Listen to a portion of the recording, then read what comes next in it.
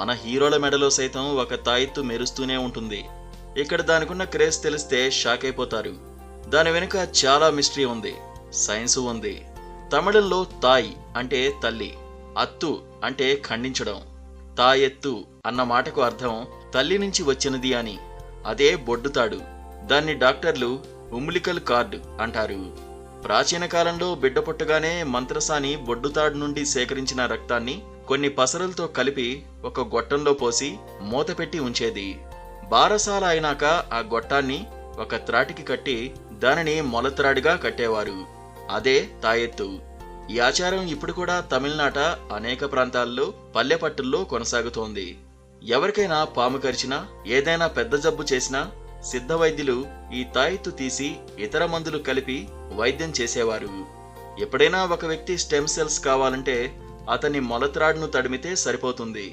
అది దాచడానికి అన్నిటికంటే భద్రమైన ప్రదేశం ఇదే. అయితే కాలక్రమంలో ఇలా స్టెమ్ సెల్స్ భద్రపరిచే జ్ఞానం లుప్తమైపోయింది. కేవలం ఆచారం మాత్రం మిగిలింది. తాయెత్తు గొట్టంలో ఏ ఉంచాలో తెలియక రాగిరేకులపై వ్రాసిన యంత్రాలు వంటివి ఉంచి కట్టడం ప్రారంభించారు. మెల్లగా తాయెత్తు అన్నది మూఢనమ్మకం అని నమ్మకం ప్రబలి తాయెత్తును వదిలి కేవలం మొలత్రాడు మాత్రం కట్టడం ప్రారంభించారు. ఇప్పుడు అది పోయి ఇది వచ్చింది.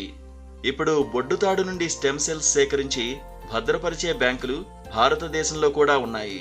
అయితే ఈ ఆధునిక తాయెత్తులను చాలా జాగ్రత్తగా క్రయోజెనిక్ ఉష్ణోగ్రతల్లో భద్రపరచాలి.